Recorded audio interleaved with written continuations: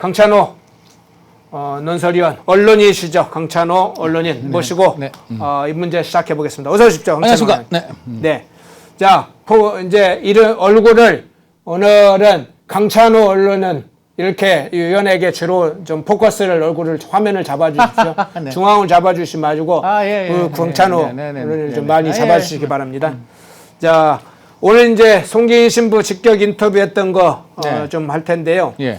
자, 제주시 한림읍 협재리에 위치한 문다의 주택 의혹 불거진 가운데 강찬호 논설위원께서 강찬호 언론이라고 할까요? 뭐 위원이라고 하시면 돼요. 예, 위원께서 최초로 부산교구 재상국 관계자와 송기인 신부를 직접 인터뷰를 했는데 그 내용을 좀 하나하나 살펴보겠는데요. 자, 먼저 부산교구 관계자와 인터뷰를 했던 내용을 먼저 다루고 그렇죠, 송기인 뭐, 신부 인터뷰 문제를 다룰 텐데 예. 자, 제주 주택에 관해서 부산교구 입장은 뭔가요? 한마디로 우리 거 아니다. 자기 거 아니다? 그렇죠. 그러니까 송기인 신부 개인 건지 그건 누구 건지 모르겠는데 하여간 우리 거 아니니까 우리는 여기에 대해서 뭐 알 수도 뭐 답변을 드릴 것도 없다 이겁니다. 그냥. 네. 그건 모르겠다. 그러니까 송기인 신부 거인지는 모르겠지만 일단 교구 소유는 아니다. 네, 우리 게 아니니까 그게 누구 거든 뭐 우리는 거기에 대해서 알 수도 답변할 것도 없다. 뭐 이런 얘기입니다. 그러면 토지 매입 시점을 기준으로 하면 1988년도인가요? 그렇습니다. 그 기준으로 하면 지금 벌써 37년이나 시간이 흘렀는데 36년이고 그다음에 이제 송기인 신부의 수중에 있었던 거는 34년간이죠. 34년인가요? 네, 그렇죠. 그럼 부산 교구가 그간에 몰랐다는 거예요?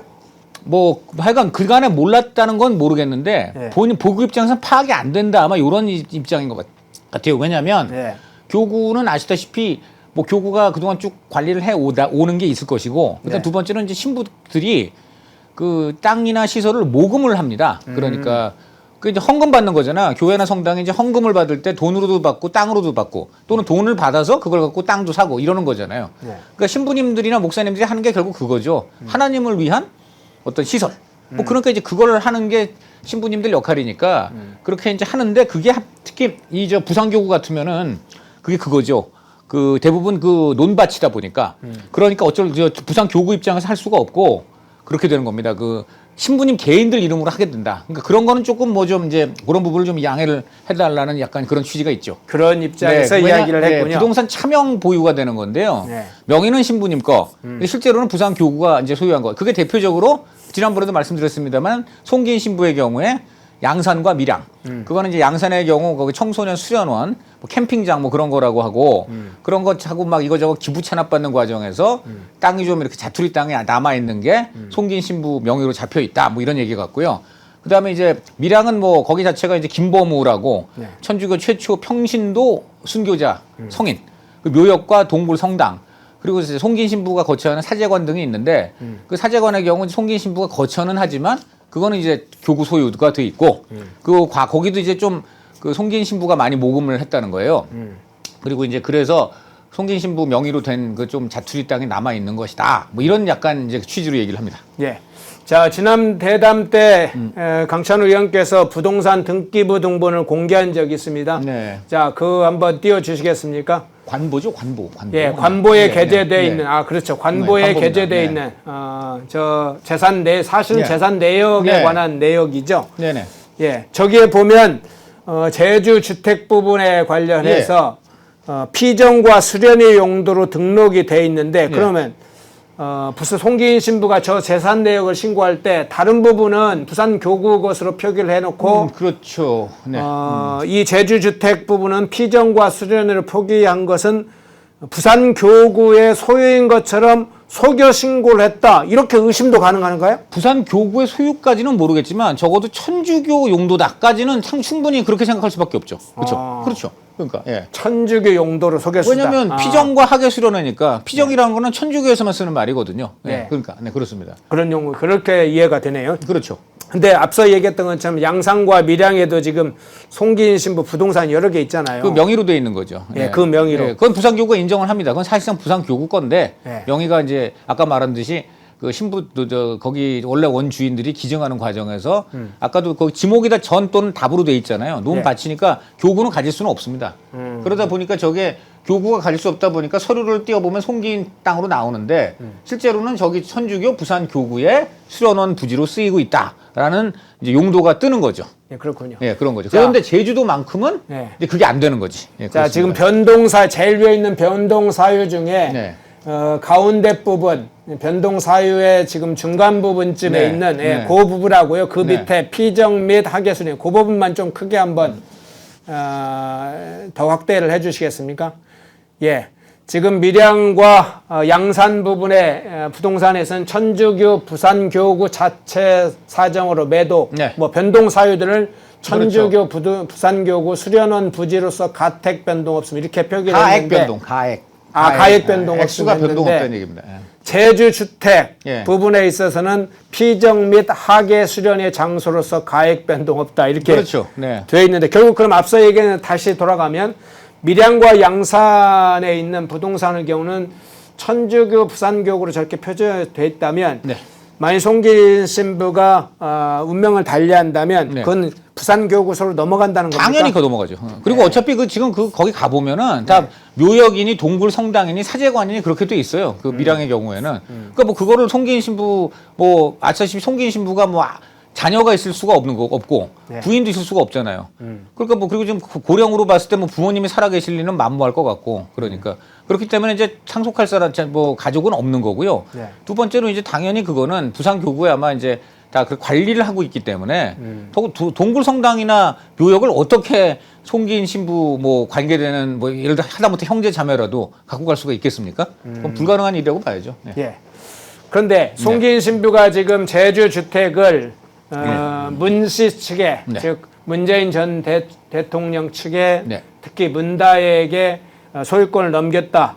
그러면 그 판돈이 있을 거 아닙니까? 3억 8천이라고 나와 있죠. 그럼 부산교구에 일부라도 좀 기부를 했나요? 제가 그걸 그래서 바로 물어봤습니다. 그렇기 때문에 지금 보니까 부산교구는 한마디로 제주도 주택은 부산교구가 아니다라고 했으니까 지금 여러모로 볼 때는 송기인 신부 개인 걸로 보이는데 그렇다면 신부 개인 재산은 다 그건 사실 또 교구 거라고 송기인 신부 본인조차도 그렇게 얘기를 했다.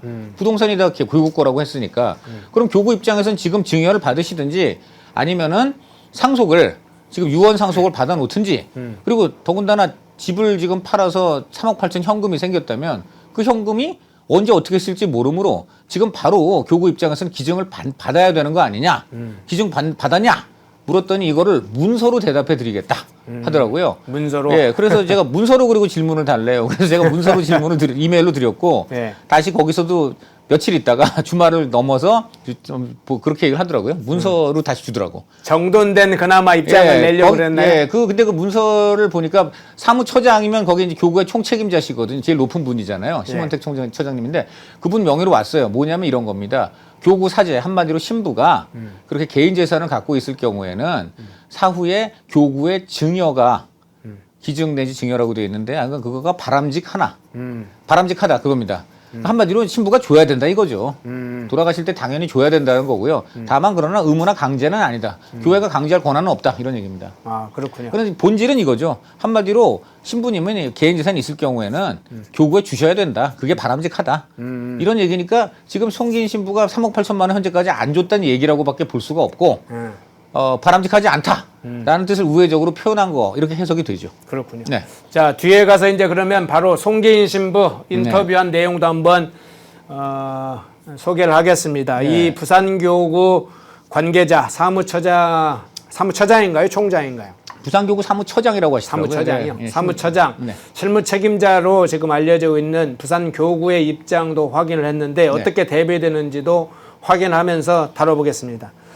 자, 어쨌든 부산교구 관계자를 통해서는 제주주택은 부산교구 소유가 아니다. 송기인 개인의 재산이다. 이런 게 확인이 됐고요.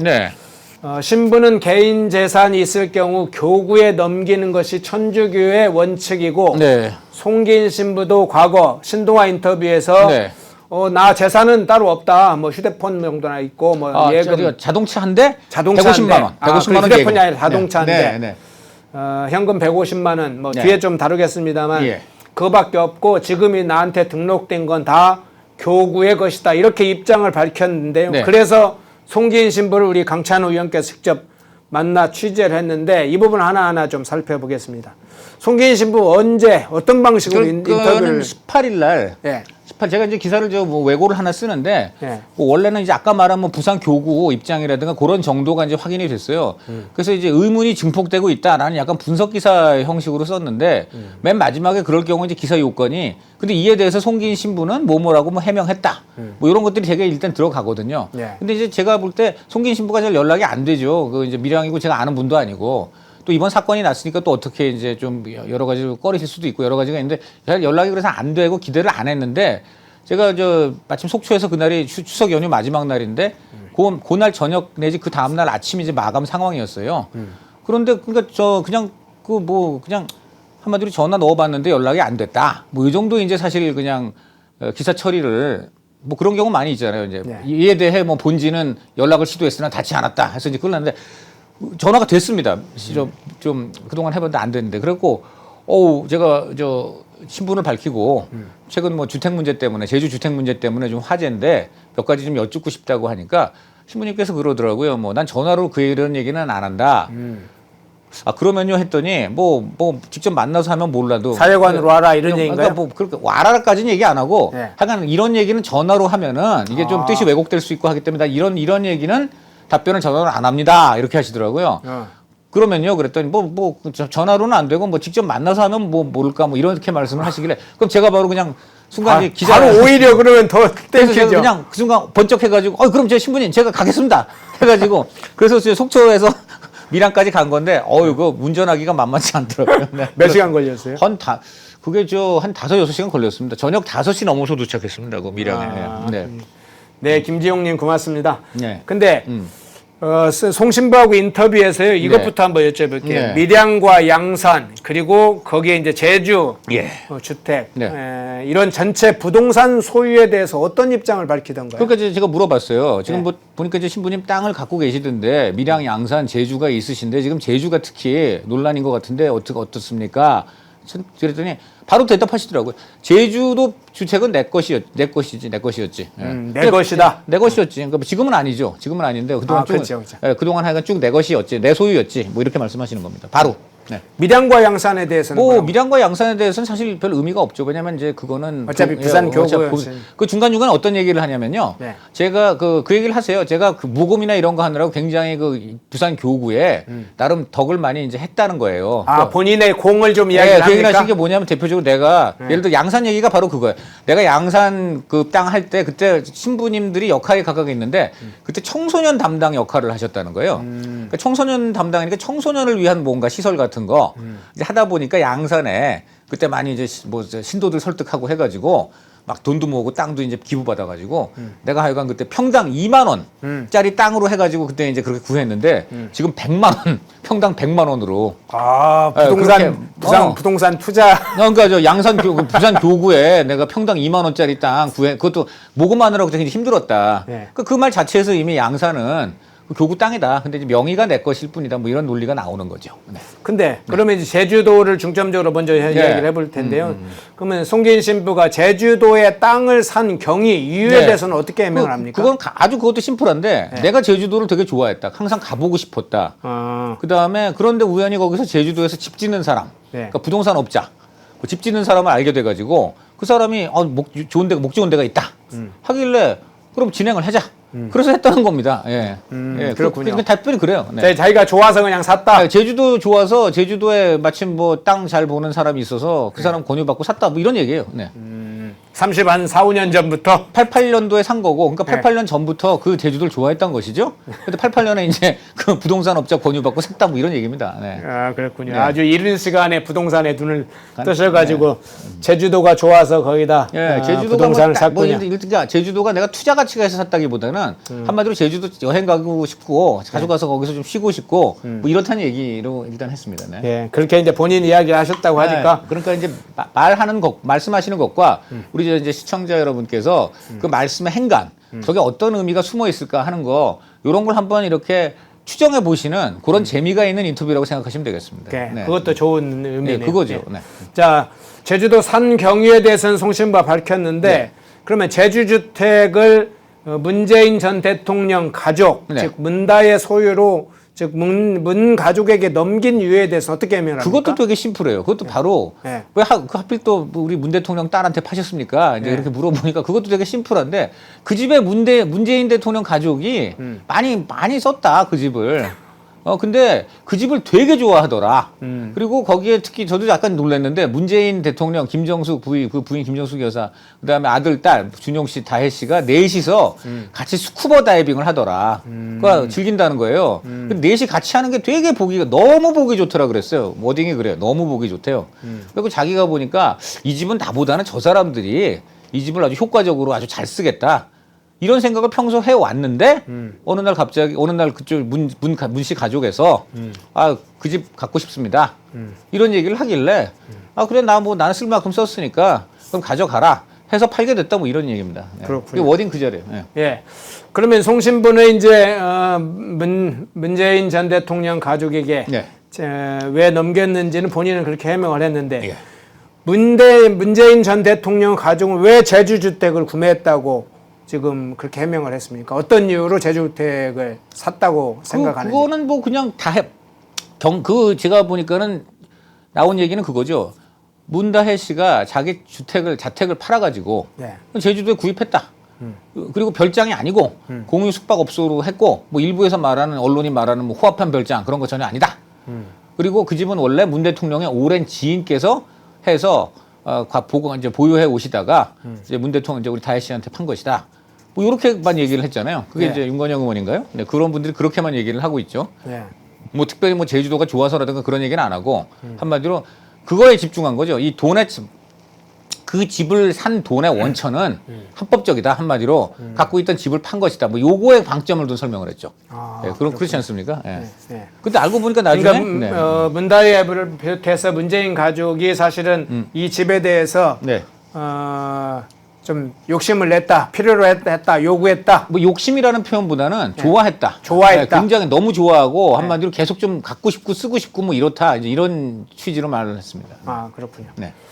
자, 문다혜 씨에게 제주 주택을 넘길 때 그 과정을 지금 그 인터뷰를 잠깐 보니까 노무현 문재인이 설립한 법무법인 부산 로펌을 통해서 공시가격으로 지금 그러니까 3억 8천이 공시가라는 거죠. 그렇습니다.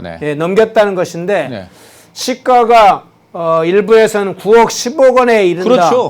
이른다고 지금 알려졌잖아요. 그러면 시가의 40%에 그냥 넘긴 셈인데 본인이 그냥 그 얘기를 스스로 해요. 그러니까 이제 쭉 그게 어떻게 팔게 됐습니까 하니까 그냥 본인이 뭐 그렇게 그 집을 좋아하고 그 집을 그래서 갖고 싶다고 하길래 그러면 내가 그럼 나는 살 만큼 거기 많이 살 만큼 살았으니까 가져라 해가지고 내가 법무법인 부산이라고 있어. 거기 정 변호사라고 있어. 그 정 변호사한테 이 제주도에서 매년 공시가격이 나와. 그래서 그 도 공시가격 그대로 해가지고 정 변호사한테 이렇게 해서 처리를 하라. 네가 처리하라. 맡겼더니 정 변호사가 뭐 어떻게 해가지고 얼마 뒤에 내 계좌 은행으로 돈이 서너 번 다 그러니까 제가 물어봤어요. 다 문다혜 씨 쪽으로요? 그랬더니 그렇지. 문다혜 그쪽에서 나한테 내 계좌로 돈이 서너 번 와서 하여간 한마디로 3억 8천이 채워졌다. 그러면서 씩 웃으면서 그러니까 기록은 확실하지? 이렇게 저한테 반문을 하더라고요. 반문을 하시더라고요. 그렇군요.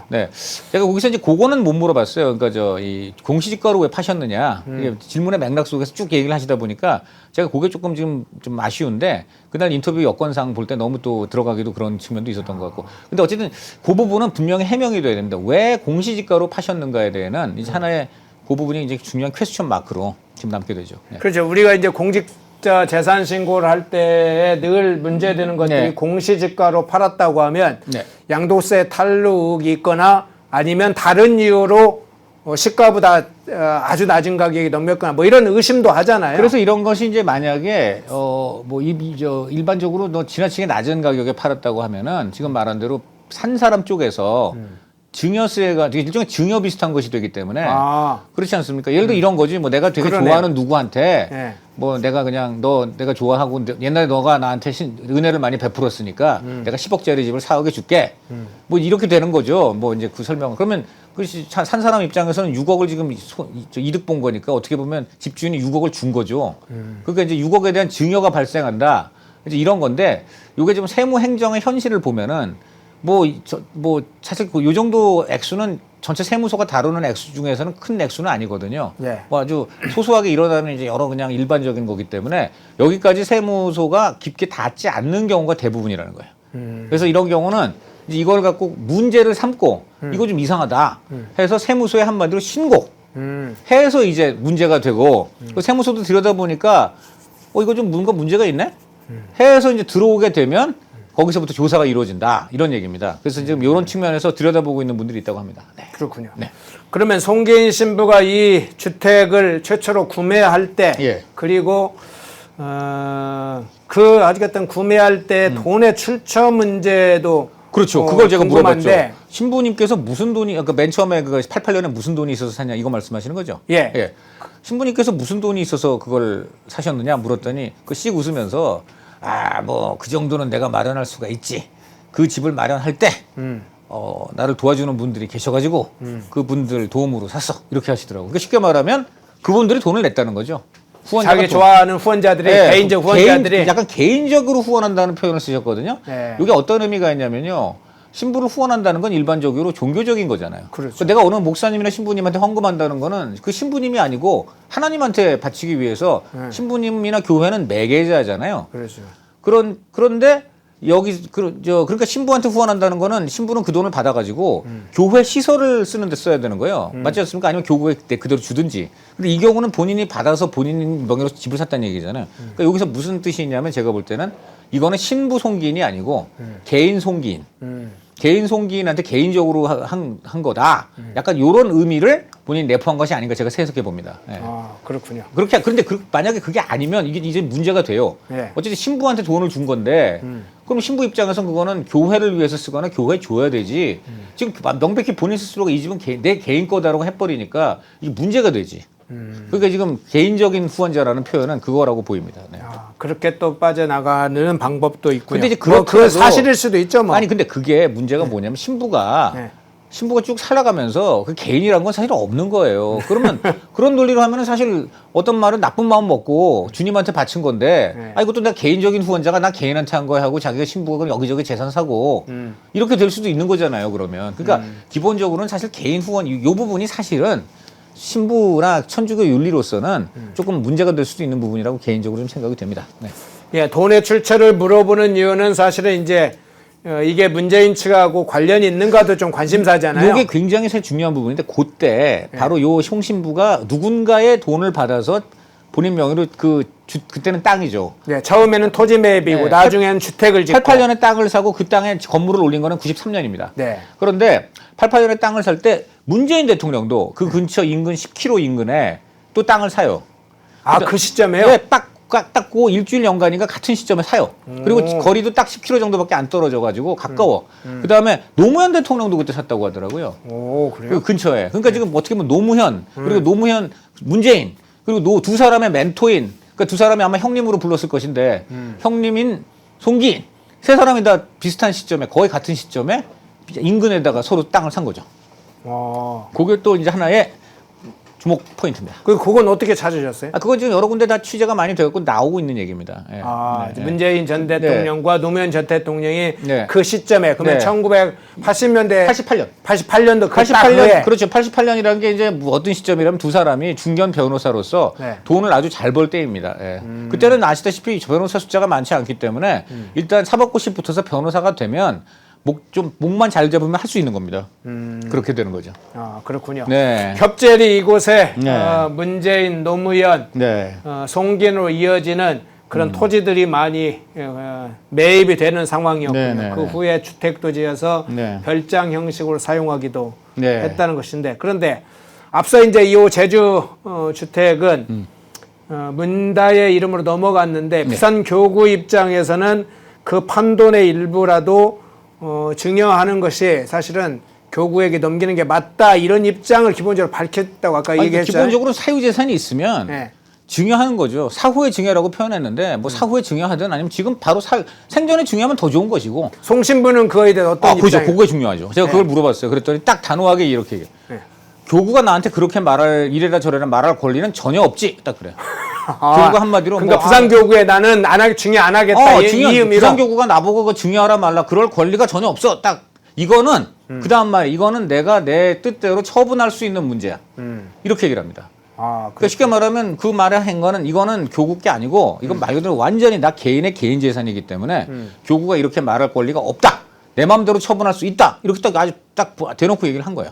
이것도 포인트예요. 이게 무슨 의미로 이런 것인지. 왜냐하면 상식적으로는 정말 내가 나의 힘으로 내가 개인 재산을 신부가 우연히 가지는 경우들이 있습니다. 대표적으로 신부님 부모님이 돌아가시면 신부님 부모님의 재산은 신부한테 상속되죠. 네. 그럴 거 아닙니까? 네. 신부님 부모님의 재산이 바로 교회로 가지 않습니다.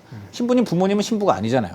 신부님의 부모님은 민간인이기 때문에 신부님의 부모님이 돌아가시면 자식한테 상속이 되죠. 그래서 그런 경우 집이 생겨요.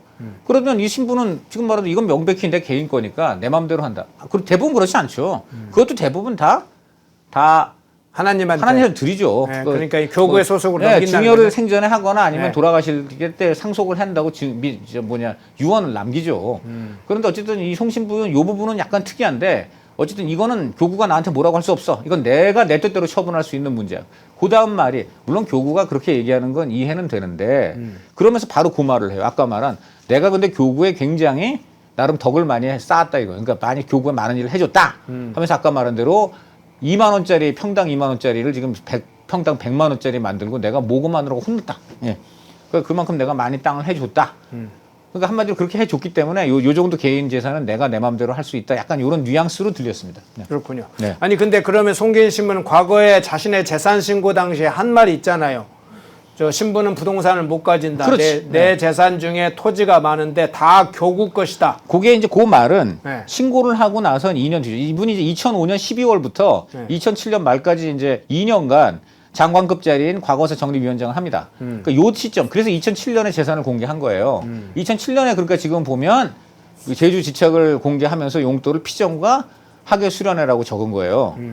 그러니까 이게 이제 모르는 사람이 보면 아 여기도 그냥 천주교 시설인가 보다 100% 그렇게 보지 않겠습니까? 그렇죠. 아, 하나는 순교자 무역, 하나는 보니까 청소년 수련원, 그리고 하나는 피정과 하계 수련회. 아, 뭐 그런가 보다 이렇게 보는데 본인 스스로가 이거는 고백을 했기 때문에 이건 문제가 된다고 봐요. 쉽게 말하면 약간 그레이 존으로 쓴 거예요. 그러니까 그게 그 집에 신부들도 왔대요. 신부들도 쓰셨대요. 그러니까 이갑수 주교라든가 또 그런 구체적인 이름도 되시고 신부들도 썼대요. 뭐 그러니까 굳이 신부들이 썼으니까 신부들이 피정 왔다 뭐 이렇게 이제 얘기할 수는 있을지 모르지만 제가 부산 교구에 물어봤어요. 지금 이게 피정과 수련회, 하계 수련회 용도라고 송기인 신부님이 적으셨는데 요거는 그럼 부산교구가 뭔가 연관이 있으니까 적은 거 아니었더니 저희랑 아무 관계 없습니다. 그러니까 저희가 피정이나 수련회 용도로 저희 부산교구가 제주도에 그런 주택을 갖고 있지 않다. 단호하게 얘기해요. 그러니까 요거는 뭐냐 이렇게밖에 해석할 수가 없어요. 앞에 두 개는 뭐 내 명의지만 당당하게 뭐 이거는 순교자 묘역, 이건 부산교구 수련원 이렇게 하는 반면 요거는 애매모호하게 적은 것다고 밖에 볼 수가 없어요. 요 겉으로 봐서는 천주교 용도 같지만 그리고 또 어떻게 보면 실제로 신부들이 가끔 와서 쉬고 했지만 이거는 명백히 개인 소유예요. 그때 그렇게 밝혀 있어야 돼. 이거는 개인 소유임, 뭐 예를 들어 개인적인 후원자 모금으로 해서 개인 소유임, 뭐 예를 들어 이렇게 써는 게 사실은 제일 정확한 건데 그렇게 안 썼다고밖에 볼 수가 없고 그러면 왜 그때 그렇게 안 썼는가? 이거는 또 한번 나중에 좀 추궁을 할 필요가 있다. 무엇 때문에 그 집이 그것만큼은 부산교구에 아무 관계가 없고 완전히 송기인 신부도 아니고 송기인 개인의 것인데 그 부분에 대해서는 그럼 왜 그렇게 밝혀놓지 않고 모르는 사람이 볼 때는 100% 아 이것도 뭐 그냥 천주교 용도고 천주교 교구 소유 객관이 하고 넘어갈 수밖에 없는 표현을 썼는가? 그렇죠? 네, 그렇습니다. 그렇군요. 네. 자, 송기인의 제주주택 앞서 이용자들을 좀 소개를 해주셨는데요. 그러면 이 제주주택을 그간에 누가 사용을? 우선 본인이 얘기한 거는 문재인 하여간 가족이 그리 많이 좋아하고 많이 이용했다. 1번. 2번 신부들이 이용했다. 그다음에 고 이갑숙 주교님이라고 아마 부산교구 주교님 중에 이갑수라는 주교님이 계셨는데 그분이 이 집을 좋아해서 그 집에다가 그림 큰 것도 걸어놓고 그다음에 이제 이분이 이런 얘기도 해요. 자기가 이제 모금하고 힘들 때 돈이 없을 때는 급하면 바로 이갑수 주교한테 가가지고 신부님 아이고 내가 지금 힘든데 돈이 좀 그래갖고 내가 해결한 적도 있다 이런 말을 해요. 그러니까 이갑수 주교도 보니까 이 집에 뭔가 이른바 개인 모금자를 받아가지고 도움을 주셨는지 네. 약간 이갑수 주교 통해서도 조금 뭐 도움을 받았다는 얘기도 좀 해요. 그러니까 제가 보니까 그러면 지금 개인 후원자가 이갑수 주교가 약간의 돈이 있는지 모르겠고 네. 모르겠습니다. 어쨌든 그 후원자들이 누구냐가 지금 굉장히 중요합니다. 왜냐하면 그 후원자들이 신부님을 보통 후원자들을 신부를 후원한다는 건 결국 성당에 헌금 나는 것인데 왜 이 후원자들은 이 후원자들도 그렇다면 천주교 신도일 거 아닙니까? 상식적으로 신부를 후원했다면은 그러면 그 후원자들은 신부님한테 돈을 줬으면 그 신부님이 교회 관련 시설을 짓는 거를 보기를 원했을 거 아니에요. 상식적으로는. 그렇지 않습니까? 네. 근데 그게 아니고 덜렁 그냥 송기인 개인 소유 주택을 지었는데 그 후원자들도 좋다. 아무 문제 없이 넘어간 거 아니야. 그 이게 뭐냐 이거 무슨 후원자들이냐. 이게 굉장히 이것도 나중에 한번 알 필요가 있다. 네. 자, 송기인 신부의 본인의 네. 이야기로 한 내용들을 소개하면서 그게 어떤 의미를 가지는지 좀 살펴봤는데요. 자, 문다혜 씨 소유로 제주 별장이 넘어왔습니다. 제주 별장이라고 이제 그때부터 사실 좀 본격적으로 붙는 거죠. 요전에 한 가지 혹시 네. 언급해야 될 게, 자, 그러면 이거죠. 3억 8천만 원 이제 송기인 신부가 받았는데, 네. 이거 어떻게 쓰셨냐? 이게 중요하지 않겠습니까? 네. 그 돈은 지금 예, 어떻게. 제가 이걸 물어봤어요. 제가 네. 왜 그러면 상식적으로 지금 신부님 개인 재산이긴 한데, 뭐 일반적으로 개인 재산이 생기면 그거 교회에 줘야 되는 거 아니냐. 근데 왜 이거를 3억 8천에 팔았느냐? 그랬더니 본인이 또 약간 씩 웃으면서 하신 얘기가 나도 그동안 그 후원자들한테 신세를 졌으니까 사례를 해야 될 거 아니냐. 사례. 사례라는 표현이 묘하네요. 이것도 약간 또 이제 약간 이게 좀 듣는 사람 입장에서는 뭐지 하는 게 일반적으로 보통은 거기 투자자들한테 돌려준다 이 말은 알겠는데 그 말이 안 되는 말이라기보다 약간 좀 상식적으로 약간 좀 의문이 드는 게 네. 신부님한테 후원했다면 한마디로 헌금을 한 건데 그럼 교회나 성당에 신자들이 헌금을 했는데 목사님 보고 나중에 우리가 헌금 많이 했으니까 네. 목사님 우리한테 사례 좀 하세요. 이런 경우가 있습니까? 그 헌금이 이제 누구한테 한 겁니까? 하나님한테 한 거 아니에요. 네. 그걸 목사님은 헌금 많이 하면 이거 하나님한테 헌금 많이 하셔서 참 감사합니다 정도 말이나 하는 것이지. 네. 목사님이 나중에 아이고 저 1억 원 우리 우리 교회 후원하셨으니까 제가 사례로 뭐 한 2천만 원 드리겠습니다. 이러는 목사님이나 신부님이 있을 수가 있습니까? 이거 말이 안 되잖아요, 이게. 네. 그러니까 이거는 뭐냐면 결국 뭐냐?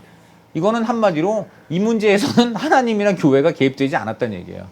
그러면 이제 이거는 그 속도 그냥 그건 이제 해석을 해보면 이 주택에 누군가가 주택을 구입하고 토지를 사고 네. 집을 짓는데 네.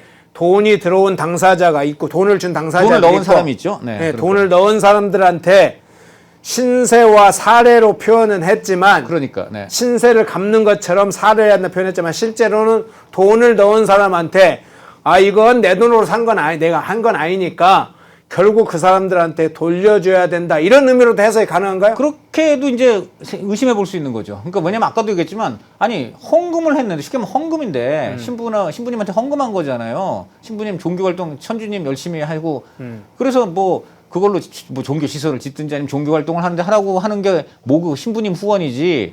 신부님 보고 개인 주택을 사라는 게 일반적으로 후원도 아니고. 네. 그런데 이제 보니까 개인적인 후원이라고 했으니까 한마디로 그러면 그거는 신부님 이름으로 주택 사세요라고 하면서 돈을 줬다는 얘기인데 그렇게 두 번째로 또 지금 나온 게 그거잖아요. 더욱더 그것을 그런 심증을 굳혀주는 말이 이거죠. 그렇게 모금한 사람한테 사례를 해야 된다. 라는 거가 바로 헌금이 아니라는 거지. 헌금이 아니고 말 그대로 이건 그냥 개인 송기인한테 투자한 거라고밖에 볼 수가 없는 거죠. 그러니까 결국은 마지막으로 가보니까 그렇게 나오네요. 그러니까 사후 정산 내지. 네. 그러지 않고는 이게 헌금 내지 교회에 관련된 돈으로 했다면은 이걸 왜 사례를 합니까? 그렇지 않습니까? 그러네요. 제가 볼 때 사례를 하는 건 간단해요. 그분들을 위해서 굉장히 기도를 세게 해주신다든가 그런 게 사례 아닙니까? 일반적으로는. 누가 헌금을 했는데 목사님 보고 헌금한 돈의 한 50%는 저한테 사례금으로 다시 주세요. 이런 그러니까 식으로 개인적으로 후원자라고 이야기를 덧칠을 해놓고 뒤에 가서는 돈을 그러면 매매했던 이 돈은 어디다 쓸 거 하니까 사례를 하겠다. 그러니까 물론 모릅니다. 모르지만 네. 이렇게 전반적으로 우리가 신부님한테 우리가 모금을 하고 후원을 한다는 의미가 일반적인 게 있잖아요. 네. 그 일반적인 거하고는 좀 다른 형태로 지금 어떤 일들이 이루어졌고 신부님 말씀도 약간 그런 쪽으로 이제 들리기 때문에 여러 가지 해석이 가능하다. 저는 거기까지만 말씀드리겠습니다. 네. 그렇죠. 거기까지 이제 돈의 출처에서부터 돈을 그리고 이 그렇죠. 주택을 매각하고 난 후에 그러니까 그래서 조금 더 말씀드리면 자 그래서 3억 8천 중에 그래서 받아 가지고 절반은 지금 그 후원했던 분한테 사례로 줬다는 것이고 이미 줬습니까? 줬어요. 1억 9천 줬다는 거 줬다 그랬어요. 그럼 나머지 1억 9천은 본인이 갖고 계시대요. 근데 그건 어디다 쓸 거냐 그러니까 좋은 일에 뭐 종교적인 용도로 좋은 일에 뭐 쓰려고 하신다는 것 같은데 이게 잘 될 수 있을지 모르겠다. 또 뭐 이렇게 말씀을 하시고 단서도 잘 쓰시네. 그다음에 이제 또 하나가 뭐냐면 그 말씀을 하시는 거예요. 아까 말한 대로 이게 내가 내 마음대로 처분할 수 있는 문제다 이러면서 내가 지금 이렇게 지금 나이도 이렇게 되다 보니까 얼마 전에 병원에 실려가기도 했다. 그다음에 또 내가 이거 죽으면은 만약 이러고 내가 죽으면 이게 그대로 교구에 소속되는 거 아니냐, 돌아가는 거 아니냐. 그렇지 않나 하고 나한테 반문을 하시더라고요. 그것도 걱정이에요. 그러니까 혹시나 그 교구로 갈까봐? 아니 그러니까 쉽게 말하면 어떤 의미로 들리냐면 말이죠. 그러니까 한마디로 내가 죽기 전에 내가 그냥 이러고 죽으면 교구로 그냥 귀속되니까 쉽게 말하면 이분 말씀을 연결시켜 보면 내가 후원한 분들한테 사례를 해야 되는데 내가 그냥 이러다가 계속 그냥 갖고만 있다가 내가 어느 날 숨을 거두게 되면 그거 사례 못하고 교구로 그냥 귀속되는 거 아니냐? 그러니까 결국은 내가 뭐 이렇게 좀 나중에 진짜 이제 몸을 가누지 못하고 뭐 정말 죽음이 가까워지기 전에 아직 기력이 있을 때 이게 내가 사례를 해야 되겠다. 그러니까 그건 내가 내 마음대로 처분을 할 수 있고 교구는 그거에 대해서 왈가왈부할 수 없다. 약간 이렇게 지금 논리가 연결이 되죠. 예. 그렇군요. 네. 요게 그래서 왜 이 시점에서 왜 84세가 되시던 2022년에 또 왜 갑자기 이렇게 또 매도를 했을까? 그게 이제 굳이 본인 말을 연결시켜 보면 내가 이제 정말 앞으로 점점 더 이제 그 어떤 별세 죽을 날 가까워 오는데 그 전에 아직 좀 기력이 있을 때 신세진 분도 살해하기 위해서는 그때쯤 팔 수밖에 없는 거 아니냐? 약간 이런 이제 뉘앙스로 들릴 수 있죠. 일반 사인으로 생각하면 이렇게 생각이 드는데요. 누군가가 당신 죽으면 저거 부산교구로 가니까 빨리 그거 팔아가지고 원금이라도 돌려줘야 되는 거 아니냐 하는 생각이 드는데 이제 정산 타임 아니냐? 정산해야 할 타임이잖냐? 정산 타임 아니냐? 긴 시간 동안 거기다 묻어놨는데 그리고 그 어떻게 보면 집값도 올랐고 하니까 그렇죠. 아이 참. 자, 근데 이제 그건 어디까지는 사인 간의 관계로 이제 우리가 전환시켰을 사인 간의 생각을 볼 그런 때 거고요. 말 수는 없습니다. 근데 하여간 본인이 묻지도 않았는데 그런 말씀 계속 저한테 하시는 거예요. 내가 지금 몸이 이렇고 내가 죽으면 이게 교구에 귀속되고 그건 그렇지 않냐? 이렇게 말씀하시는 거니까 이 말씀을 왜 저한테 하셨을까 생각해 보는 것이죠. 송계인 신부가 말한 것을 중심으로 다뤄봤고요. 자, 근데 문다혜 씨가 소유한 이 제주별장 공유 숙박업소냐 이것도 참 이 부분이 지금 언론에 맨 처음에 이제 검찰이 압수수색을 8월 30일 날 했는데 문다혜 관련 세 군데를 이제 압수수색했다. 1번 부암동 주택, 2번 서대문 사무소, 3번 제주도 별장 뭐 이렇게 이제 보도가 났어요. 그랬더니 친문 뭐 조국 이런 사람들이 펄쩍 뛰는 거예요. 또 별장이라고 말이지. 그 사람들 뭐 별장이면 뭐 어떻습니까? 저는 그게 더 이상해. 일부 언론이 별장이라고 표현하는데 별장이 전혀 아닙니다. 저는 이것이 너무 누가 뭘 했어? 왜 별장 가지면 안 돼? 근데 별장이 아니고 공유 숙박업소로 이용하고 뭐 수수한 건데 쉽게 말하면 별장이라는 말에 이분들은 뭐 문대가 또 호합한 생활 아방궁이다 뭐 이런 그런 의도로 쓴 것도 아니잖아요. 그게 왜 그러냐면 제가 볼 땐 부암동 주택이란 말이 나오니까 그럼 제주도는 별장 아니냐. 아마 이런 식으로 해서 이제 시작된 것 같아요. 근데 본인들은 제가 보니까 이제 또 뭐 호합판으로 문 대통령 가족이 호합판으로 별장 갖고 사냐 아마 뭐 이런 걸로 쉽게 말하면 본인들이 묻지도 않았는데 막 그냥 그렇게 그냥 화들짝 좀 이런 저는 그것도 약간 웃긴데 저는 어쨌든 본인들이 별장이 아니고 공유 숙박업소다 이랬어요. 그리고 숙박업 등록도 돼 있다 그랬습니다. 근데 제주도에 이런 개인 주택이잖아요. 이 개인 주택을 공유 숙박업을 보통 하는 경우는 이른바 에어비앤비 같은 게 대표적인데 그렇죠. 왜냐하면 이게 일반 주택이기 때문에 이걸 뭐 여관, 모텔, 호텔로 쓰지는 않잖아요. 그거는 본격적으로 제대로 하는 거고. 그러니까 제주도에 보통 세 가지가 있다고 합니다. 뭐더라? 외국인 관련 무슨 아주 투숙 시설이 있고요. 그다음에 한옥 특별 체험 무슨 또 민박 뭐 이런 게 있대요. 그리고 이제 그 다음에 농어촌 민박업이라는 세 가지 업태가 되게 숙박업이 되는데 제주도에서는 우선 그 외국인 무슨 무슨 숙소 이런 거는 아예 그 불허를 해놨답니다. 그래서 그건 없어요. 제주도에 빵이에요.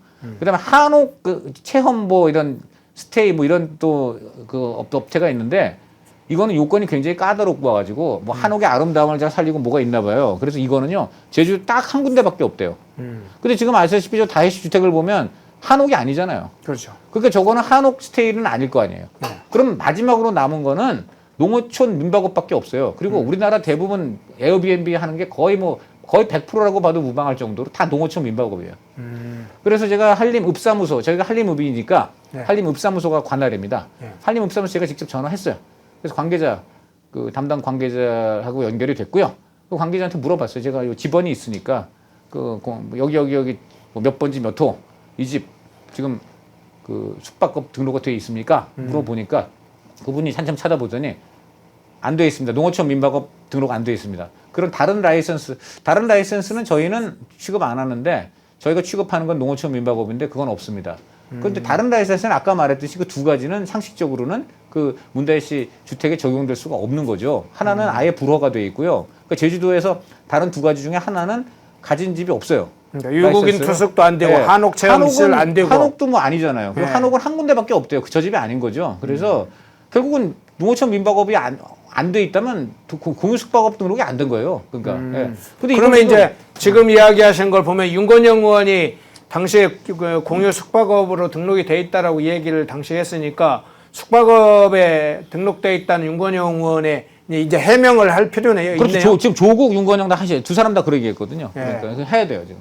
그렇군요. 예, 이거 뭐 거짓말이냐 아니면 뭐냐 아니면 다른 형태의 어떤 그런 게 있는 거냐. 적어도 농어촌 민박업은 아닌데 상식적으로는 농어촌 민박업이어야 됩니다. 저거 왜냐면 그냥 30평짜리 개인 주택인데 그 농어촌 민박업이라는 업태 이외에는 제주도는 다 농어촌 지역으로 돼 있기 때문에 그 농어촌 민박업이 아니고는 그 다른 형태의 어떤 숙박업 무슨 라이센스를 받았다고 보기는 굉장히 힘듭니다. 그 가능성이. 네. 그렇군요. 네. 이 부분도 추가로 추적을 할 필요가 있겠네요. 그렇죠. 그리고 이것도 추적하신 분들이 그러더라고요. 뭐 에어비앤비에 이 집어넣고 돌려봤지만 전혀 나오지 않는다. 뭐 그런단 말입니다. 그럼 도대체 무슨 방식으로 공유 숙박을 했는 것이며 뭐 굳이 그렇게 한다면 그럼 공유 숙박업 라이센스 없이 뭐 했으면 그것도 불법 영업되거든요. 그리고 또 두 번째는 공유 숙박업 지금 농어촌 민박업을 등록을 해놨더라도 그 경우는 거기 살아야 돼요. 근데 다혜 씨가 거기 살고 있는가? 한마디로 집주인이 살면서 민박을 쳐야 된다는 얘기예요. 그런데 그 지금 우리나라에서 에어비앤비 지금 하는 분들 상당수가 사실은 굉장히 불법 논란에 휘말려 있답니다. 왜냐면 되게 이제 뭐 시골에 집 하나 따로 갖고 있는 것 같고 하는 분들이 있다고 하는데 그러면 이거 다 걸리는 거예요.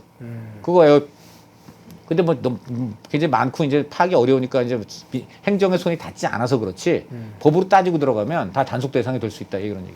예. 자, 이 돈의 출처, 매입 자금이 늘 이제 중요한 포인트죠. 그런데 문다혜 씨가 이 제주 주택을 살 때 어떤 돈으로 이 주택을 매입했는지도 지금 그게 굉장히 미스터리입니다. 왜냐하면 지금까지 문다혜 씨가 나온 부동산 관련 자금은 아마 양평동인 거예요. 9억 1천만 원 판 거 있잖아요. 그거 이후로는 나온 게 없어요. 그런데 지금 이제 요 부암동 주택이라는 요 표현이 지금 우리 저 친문 아까 문건영 이런 분들 하는 얘기는 다혜 씨가 자기 집을 팔았다 그랬어요.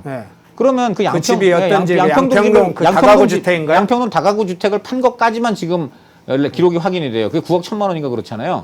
그럼 9억 1천만 원을 팔아서 그 돈을 갖고 이걸 샀다. 라고 한다면은 3억 8천이니까 살 수는 있죠. 그리고 돈이 남긴 남는데 그러면 얼마 남습니까? 그러면 한 5억 남나? 그 정도 되겠죠. 5억 한 3천 남는데 자, 이 돈 가지고 지금 검찰이 수사한 데가 부암동 주택, 그다음에 서대문 사무소, 그다음에 제주도 지금 뭐 이 주택 별장 이건데 뭐 서대문 사무소에 임대한 거니까 그렇다 치고 문제는 지금 부암동 주택입니다. 이 부암동 주택이 만약에 다혜 씨가 갖고 있는 집, 다혜 씨 소유다 하면은 이 친문계의 해명이 좀 납득이 안 가는 부분이 있죠. 그러니까 부암동도 샀고 양평동도 동시에 거의 샀다 이 말인가요? 양평동을 팔았죠. 양평동은 이미 전에 모래전에 팔았고 그래서 9억 1천만 원이 일단 다혜 씨 수중에 있는 걸로 이제 유추가 되는데 이 돈을 가지고 친문들 얘기를 이제 유추하면 아마 양평동 집을 팔아가지고 그걸로 이제 제주도 집 사고 뭐 나머지 뭐 딴 데 썼든지 갖고 있든지 뭐 이렇게 하면 상식적으로 이해가 되는데 지금 검찰이 결국 지난 8월 30일 날 압수수색을 한 대상을 보니까 다혜 씨의 부암동 주택, 다혜 씨의 서대문 사무소, 다혜 씨의 제주도 별장. 근데 친문들은 이제 그걸 뭐 주택 내지 공용숙박업소라고 합니다만 어쨌든 지금 집이 2개로 나오잖아요. 그럼 이게 뭐냐? 그럼 양평동 주택 팔아가지고 이 2개를 산 거냐? 그런데 이제 부암동에 아시다시피 그 부촌이고 네. 부암동의 주택을 그러면 지금 5억 정도 남아 있는데 9억 1천에서 3억 8천에서 뭐 5억 3천 정도밖에 없는데 이걸 가지고 과연 부암동에 살 주택이 있느냐? 아니면 뭐 전세 깨고 샀나? 뭐 이제 예를 들어 이런 논란이 되는 거죠. 그러면 그렇지 않습니까? 그러면 그러네요.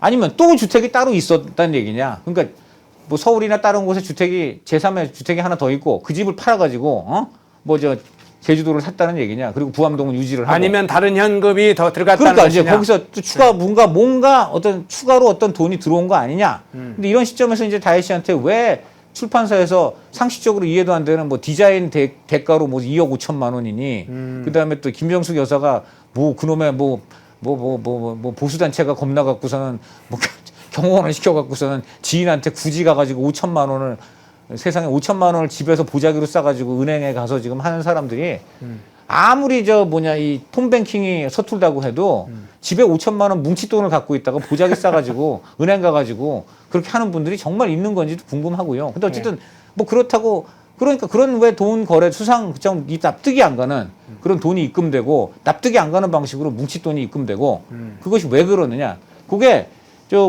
김정숙 여사 그 친문들 해명에 따르면 그 문재인 대통령 양산 자택 앞에 이른바 보수 단체들이 진을 치고 막 괴롭혀가지고 어쩔 수 없이 뭐 몰래 그렇게 은행에 가서 했다 그러는데 보수 단체들이 진을 친 게 그 시기가 문재인 대통령 퇴임 직후가 가장 많죠. 안 그렇겠습니까? 그때가 제일 이제 문재인 대통령에 대한 막 새 정권 출범하고 반 문재인 기류는 굉장히 높고 그러니까 이제 그 반문 보수 단체들이 그 양산으로 우르르 몰려간 게 되게 그때란 말이에요. 그러면 그 뭉칫돈이 입금된 시점이 혹시 2022년 여름 아니냐. 문재인 대통령이 2022년 5월 달에 물러났으니까 그 5, 6월, 7월 이때 아니냐. 근데 지금 다혜 씨가 그 집을 산 게 7월 아니냐. 그 시점이 그러면 왜 뭉칫돈이 그때 입금된 시점에서 다혜 씨가 또 돈을 이런 식으로 유추해 볼 수가 있죠. 그러나 이것은 어디까지나 가설입니다. 왜냐하면 보수단체들이 무서워서 입금을 누구 시켜서 했다라는 시점이 2022년 여름이 아닐 수도 있기 때문에 그건 좀 봐야 됩니다만 연결시켜 보려면 또 연결시켜 볼 수 있고 하여간 이런 것들에서 해명을 해야 된다. 그렇죠. 그렇습니다. 네. 자, 쭉 추적하다 보니까 결국은 돈의 자금 출처가 다시 다가오네요. 그러니까 문다혜 씨가 제주 주택을 사는 거, 부암동 주택을 매입하는 거, 그 과정에서 석연치 않은 돈이 추가로 들어간 것이냐, 네.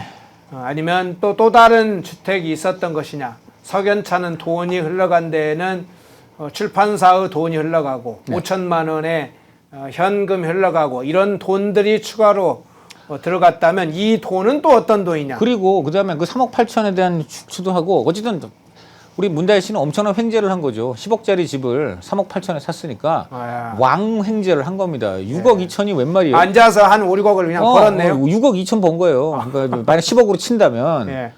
이거는 또 왜 이런 일이 벌어졌냐. 이거는 송기인 신부와 문다혜 씨 쪽이 이제 양쪽 물론 기본적으로 송기인 신부 쪽에서 네. 해명을 해야 되겠죠. 왜 10억 원, 만약에 본인 말을 인정을 한다면은, 아니, 그렇게 은혜를 받은 분들이 있어서 사례를 한다면 말이죠. 가급적 비싼 가격에 팔아가지고, 그렇게 해서 사례를 하는 게 맞잖아요. 그렇지 않습니까? 10억을 받아갖고는 막 5억씩 나눠줄 수 있는 거를, 절반만 한다고 해도 1억 지금 9천밖에 사례를 못 했는데, 지금 5억을 할 수 있는데, 왜 이걸 1억 9천밖에 안 하냐 이거예요. 그러니까, 사례를 하기 위해서 팔았다고 하더라도, 모르죠.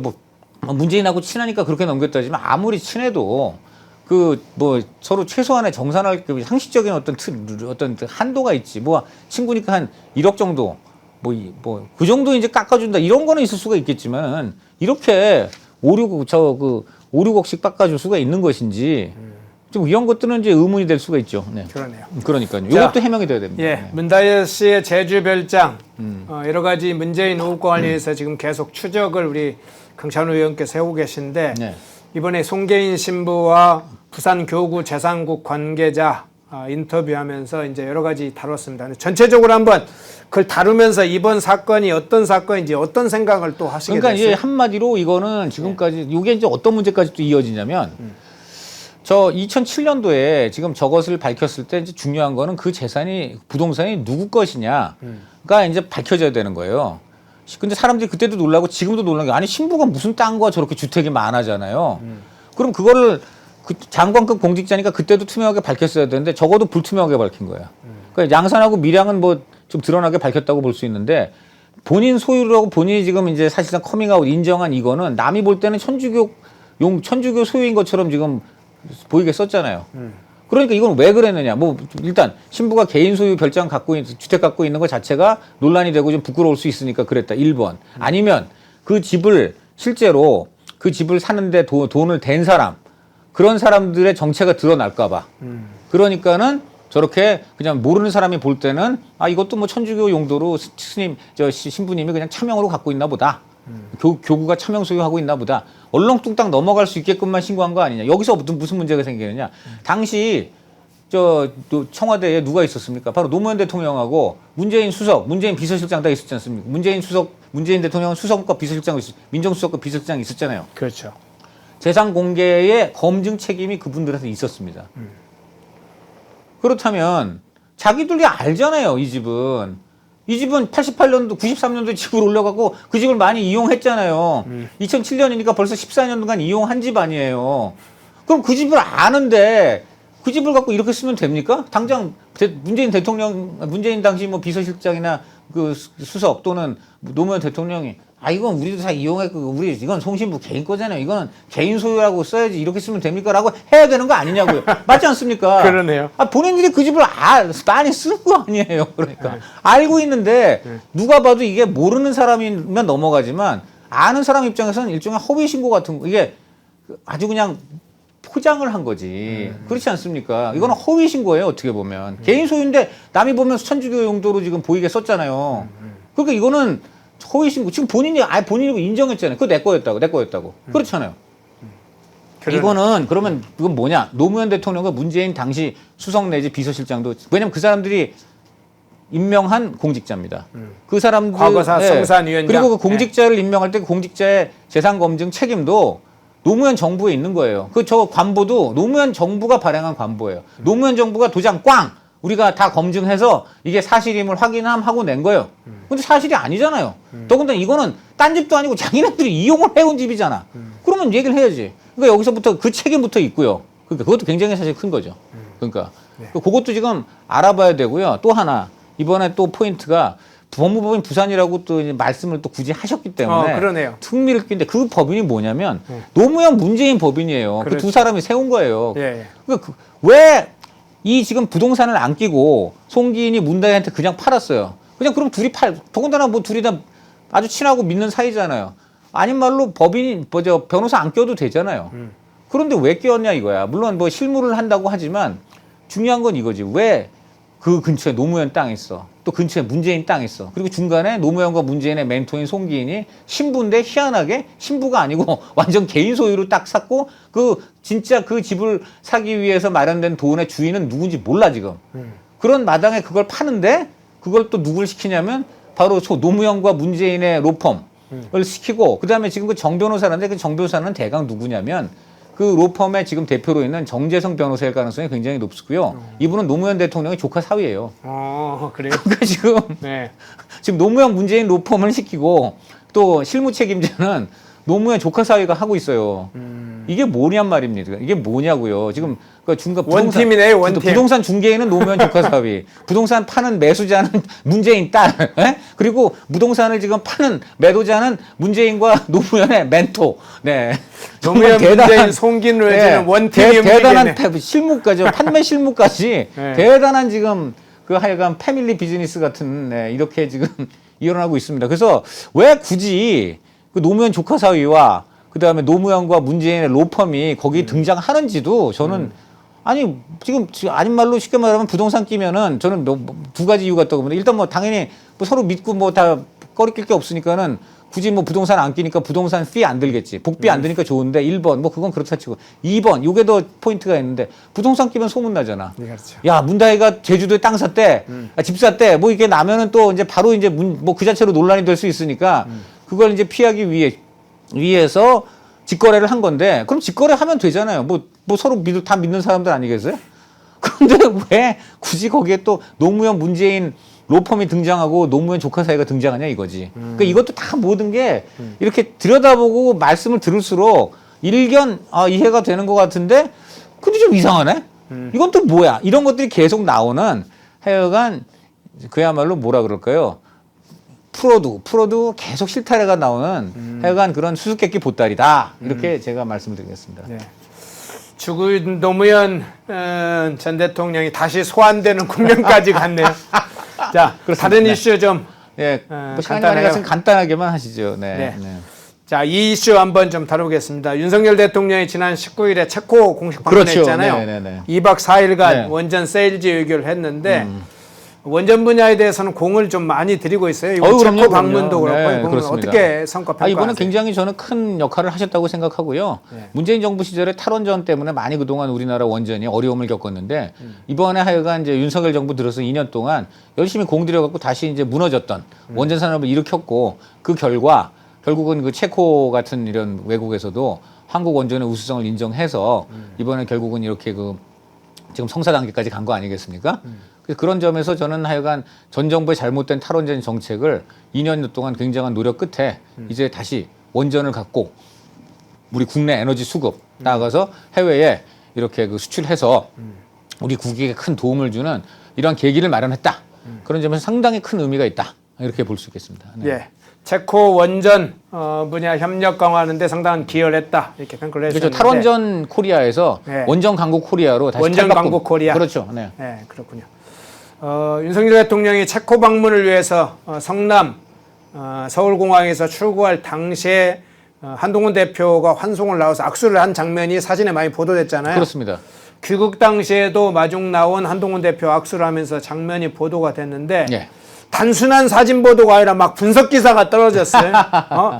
분석 기사까지 이렇게 나올 정도인지는 모르겠는데 그 부분 어떻게 평가하세요? 우선 여당 대표가 대통령을 마중 나갔고 악수했다는 게 기사가 되는 현실이 서글픕니다. 그렇군요. 이게 말이 되는 거예요. 원래 같은 집안 식구들인데 아닌 말로 뭐 형이 외국 갔다 오는데 동생이 나와서 마중 나오고 악수 서로 뭐 안고 이런 거. 그게 어떻게 기사가 됩니까? 그거 당연한 거 아닙니까? 과거에 맨날 그랬는데. 뭐 박근혜 정부 때도 그렇고 이명박 정부 때도 그렇고 뭐 아니면 문재인 정부 때도 뭐 민주당 대표 나오고 그러는 건데 이게 왜 기사가 됩니까? 한다면 사진이나 단순 보도. 저는 그거죠. 특히 여당 대표하고 사진 찍는 거는 사진은 찍는데 신문에 안 나가요. 안 나가요? 그 누가 봐 그걸 그게. 과거에 여당 대표가 대통령하고 그 당연한 거기 때문에 그건 아빠하고 엄마가 만나는 모습, 아빠하고 엄마가 다정하게 있다 뭐 예를 들어 이런 건데 그건 기사가 안 되는 거예요. 그런 걸 기사가 안 된다고 합니다. 근데 이거는 지금 기사가 돼요.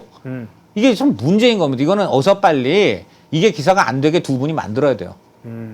공항 나가서 마중하고 악수하고 하는 게 당연해가지고 신문이나 방송에 나오면 안 되는 걸로 가야 됩니다. 왜? 기사가 되는 것 자체가 문제죠. 문제죠. 그러니까 이건 말이죠. 뭐 이런 거예요. 아빠하고 엄마하고 보통 일반적으로 만나는 거는 아무 관심은 없는데 뭐 이혼 직전 아니면 굉장히 싸워가지고 막 부부싸움에서 막 오랫동안 헤어지던 사람들이 만났다. 이러면 이제 기사가 되는 거예요. 그렇지 않습니까? 그래야지 그게 오래간만에 재회한 아버지와 어머니, 뭐 남편과 아내 이런 거지. 그래서 이거는 정말 문제가 있다. 지금 후자인 경우가 된 거거든요. 그렇군요. 부부싸움하다가 갑자기 그래도 그래서 이거는 정말 문제가 1번 있고요. 그 다음에 갈 때하고 올 때하고 좀 달랐다는 얘기도 있는데 지금 문제가 이겁니다. 체코에 대통령이 가 계시는 동안에 이 한동훈 대표가 조선일보하고 인터뷰를 했고 그다음에 지금 또 방송에 하나 보도가 났는데 조선일보 인터뷰에서는 김건희 여사는 좀 사과하실 필요가 있다. 명품관 문제는 좀 문제가 있었다. 뭐 이런 얘기가 나왔고 그다음에 여당이 또 용산 대통령실한테 할 말은 해야 되는 그런 여당이 돼야 된다. 이런 얘기 했잖아요. 두 번째 그 방송에서는 뭐라 그랬냐면은 한동훈 대표가 24일 날 이제 용산에서 여당 쪽 여당하고 당정이 이제 만나고 해서 식사를 하는데 그 식사에 앞서서 한동훈 대표가 대통령과 독대를 지금 요청했다. 요게 나왔는데 이 두 가지가 모두 용산의 심기를 건드렸다는 겁니다. 앞에 거는 그 자체로 대통령이 싫어하는 내용이고 김건희 여사 사과 문제, 그다음에 용산 여당이 할 말은 해야 된다. 뭐 이런 거 싫은 거고, 그다음에 독대를 하는 거를 또 언론에 왜 흘렸냐? 이것도 싫은 거예요. 그렇게 지금 대통령 기류가 독대 여부에 대해서 아직도 답을 안 주고 뭐 지금껏 어떻게 되는지 모르겠습니다만 아직도 지금 독대 여부에 대해서 답을 어저께 밤 오늘 새벽까지는 안 주고 있는 상황이에요. 한동훈 대표 쪽 사람들한테 물어보니까 텄다 뭐 이런 얘기가 나와요 지금. 텄다. 네, 안 뭐 된다. 안 될 것 같다. 안 될 것 같다. 뭐 이런 얘기가 나오고 그다음에 이게 이른바 풀바디의 식사 거기 그 정원에서 하는데 네. 보면 지금 이게 뭐 한동훈 윤석을 만난다고 신문들이 제목은 뽑지만 실제로 가보면 한동훈하고 윤석열은 그냥 뭐 너무나 많은 사람들 사이에 투 오브 댐이에요. 투 오브 댐. 뭐냐면 뭐 정부 용산 사이드에서는 뭐 정책실장, 비서실장, 안보실장, 그밖에 뭐 각종 수석들. 그리고 당에서는 뭐 사무총장, 뭐 정책위 의장, 뭐 다가. 그렇게 되면은 어떻게 되느냐. 한동훈 대표하고 윤석열 대통령만 오붓하게 깊이 있게 얘기 못 합니다. 그런 장소에서는. 우리 둘만 있으니까 저희가 이렇게 얘기를 하지. 여기에 지금 당장 지난번에 아까 방송하셨던 뭐 송원재 대표 오시고 몇 명, 한 3-4명만 여기 와도 저희들 얘기 못 해요. 그런 이치 아닙니까? 그러니까 독대를 청한 건데 지금 독대가 안 되면 아까 말한 대로 풀바디에서 그냥 대통령이 그리고 모두 발언이 아마 길어질 가능성이 상당히 있다. 제가 좀 전에 체코 원전 가치 평가했는데 당사자는 그 가치를 얼마나 더 얘기하고 싶겠습니까? 그게 엄청 오래 간다 이거예요. 그러고 나서 또 이제 그 체코 방문 성과를 축하드리면서 건배를 제의하고 또 누구는 또 제가 또 건배를 제의하고 뭐 돌아가면서 또 건배 제의하고 이러다 보면 정말 지금 한동훈 대표가 적어도 말하고 싶은 게 2가지로 보이는데 하나는 의료 증원 문제, 의대 증원 요거 지금 의료계가 너무 반발하니까 내년 것도 지금 1,509명으로 이렇게 지금 조정된 저것도 또 조금 줄일 수 있다. 이런 여지를 좀 남기면서 의료계랑 좀 협상할 수 있게 해달라. 1번. 2번. 김건희 여사 어쨌든 간에 뭐 본인 잘못이 아니더라도 심겨 끼친 거에 대해서 좀 국민한테 유감을 표명하시는 게 어떻겠냐. 이런 건데 제가 이게 한동훈 대표 쪽 기류를 보니까 2번은 지금 꺼내지도 못하고 지금 왜냐면 용산 기류가 지금 그 아까 말한 대로 지금 심기가 안 좋아서 1번도 지금 말할 수도 있을지 모르겠다고. 왜냐? 지금 독대 계획 없잖아요. 그래서 저는 이건 아니라고 봐요. 저는 어쨌든 저 윤석열 정부가 국가를 잘 이끌고 또 본인들이 원하는 지금 4대 개혁, 의료 개혁을 포함해서 좀 잘하려고 그러면 아니 당하고 최소한 대통령실이 같이 가야지. 안 그러고 어떻게 그게 가능합니까? 그래야지 그거 이제 여야 의정이 되는 것이지. 그러니까 제발 저 뭐 여러 가지 그 마음에 안 드시는 건 있겠지만은 모처럼 만나기로 했는데 국민들이 다 알아요. 저게 쇼로 만나는 건지 그래도 만나서 뭐 최소한의 성과를 양쪽에서 낼 건지는 국민들이 워낙 많이 이제 그 정치인들 모였다가 헤어지는 거 보기 때문에 다 압니다. 제발 최소한 의료 문제 하나만이라도 저는 개인적으로는 김건희 여사 문제도 좀 사과 같은 걸 한번 하신 게 어떠냐 하면 대통령이 좀 흔쾌히 받아주셨으면 저는 하는 생각인데 그게 정 어렵다면은 의료 문제만큼은 이거는 국민의 생명이 달린 문제니까 이건 좀 대통령이 그 한동훈 대표 말을 좀 들어주는 전향적으로 검토할 필요가 있다. 다 들어주지 못해도 뭐 최소한 뭐 50% 60%라도 들어주는 뭐 좀 이런 게 좀 이번에 나와야 된다. 안 그러면요 이제는 제가 볼 때는 한동훈 뭐 윤 대통령 만난다 이게 이제 앞으로 효용이 없어져요. 예. 이런 거 갖고 어쨌든 그래도 장사를 하는 건데 좀 그렇지 않습니까? 그래서 이번에는 제발 좀 그럴 필요가 있다 이렇게 봅니다. 네. 네. 마지막으로 그러면 이제 의료 사태 문제 관련해서 정부 대통령께서 좀 전향적으로 좀 사태를 읽을 필요가 있다. 또 전향적인 모습을 보여줄 그럼요. 필요가 있고 네. 당이 좀 그 부분에 대해서 제기한 것들을 좀 일부분이라도 받아들일 필요가 있다 이렇게 주셨는데 예. 김건희 여사 문제는 어쨌든 계속 제기되잖아요. 그렇습니다. 지난번에 김건희 여사 특법법도 통과가 됐는데 예. 문제는 남아있는 시간 동안에 김건희 여사의 행보 문제도 좀 사실 관심사잖아요. 남아있는 시간이 뭐에 남아있는 시간? 그러니까 윤석열 대통령 집권 기간. 임기? 앞으로 임기 2년 반. 기간 내. 네, 2년 반. 지금 뭐 2년 반 정도 네. 그다음에 다시 남아있는 2년 한 5, 6개월에 그 김건희 여사의 행보가 늘 들 텐데 대통령실이 김건희 여사 문제 이렇게 관리하는 포인트랄지 이런 거 지금 대통령실은 제가 볼 때 솔직히 말씀드려서 네. 김건희 여사 컨트롤 못합니다. 못해요? 못해요. 그리고 그런 얘기 나한테 그럼 어디에서 해요? 지금 정진석 대통령실이 비서실장 못하면. 그러니까 문제죠. 그리고 대통령도 네. 지금 대통령한테 직접 얘기할 수 있는 분들이 있잖아요. 뭐 예를 들어 대통령 무슨 학교 선배라든가 대통령 법조계 선배 뭐 이거야 대통령 천하의 대통령이라도 그런 분들 만나면 뭐 형님 선배님 하는 것이고 그 저 그 원로 선배들은 뭐 아우님 또는 뭐 대통령님 하면서 좀 얘기할 수가 있잖아요. 네. 근데 그런 분들조차도 이건 얘기가 안 먹힌대요. 아, 그래요? 대통령 취재를 해보면 그런 얘기가. 그런 얘기 지금 굉장히 많아요. 지금 우려스럽습니다. 그래요? 그 저 대통령 선배들이 다 대통령 잘 되라고 하는 얘기 아니겠어요? 근데 거기에 대해서 딴 건 모르겠는데 선배님 그 부분은 저한테 이러다 저러다 하지 마십시오라는 지금 뭐 꼭 그 말이 그렇지는 않는데 결국 그거는 제가 뭐 어떻게 할 수가 없다라는 얘기가 뭐 좀 다양한데 어쨌든 지금 조언을 들을 수가 없는 상황이고 두 번째 뭐 저희 기자들이야 그걸 뭐 대통령한테 물을 수는 없으니까 비서실에 묻잖아요. 근데 비서실이 되게 역정을 내는 수준이야 지금. 그거 나한테 묻지 마. 뭐 그런 분위기거든. 이렇게 지금 심각합니다. 이거 정말 심각하고 이거는 여사 본인께서 조금 저지간 하셔야 되는데 제가 한 가지만 말씀을 드리면 오늘 아침에 제가 관점의 관점이라고 제가 중앙일보에 쓴 칼럼도 있습니다만은 지금 이른바 오지랖이라는 얘기가 나오지 않습니까? 오지랖이라는 얘기가 나오는데 그 오지랖이란 게 뭐냐면 여사가 여당 정치인들하고 문자나 대화가 많아요 지금. 자주 문자가 오가는데 정치인들하고 영부인이 오가는 게 아무리 뭐 순수한 뜻, 아무리 뭐 정치적 동기가 없다고 해도 정치인들한테 뭔가 얘기하는 순간 이미 정치가 되는 거예요. 그럼 어느 순간 다 악용이 됩니다. 그러니까 제발 그거 하나만이라도 우선 여러 가지 고치기 어렵다면 이 정치인들하고 문자 주고받는 거. 지금 얼마 전에 한동훈 1심 논란 나서 했는데 여사가 뭐 여러 번 보내잖아요. 그럼 저게 뭐냐면요. 한동훈한테만 저렇게 보낸 게 아니에요. 지금 저렇게 지금 많이 보내는 사람이 꽤 된다는 것이고 그 사람들 지금 다 캡처해서 갖고 있어요. 그 사람들이 나중에 어떤 억하심정을 갖고 어떤 자기들의 정치적 용도에 맞게 그것을 악용하고 변형해서 쓸 수 있을 것인지 대통령실은 생각해 봐야 됩니다. 이거 정말 이거 하나만이라도 좀 고쳐야 됩니다. 네. 네, 오늘 강찬호 논술위원 모시고 송기인 인터뷰 그리고 최근에 이제 우리 윤석열 대통령께서 체코 방문 네. 이후에 지금 24일 내일이죠. 네. 만찬도 예정돼 있는데 그렇죠. 한동훈 대표 당정은 사실은 분명한 건 분명 그렇죠. 공동체인 건 분명하죠. 서로 그렇죠. 이견이 있다 하더라도 네.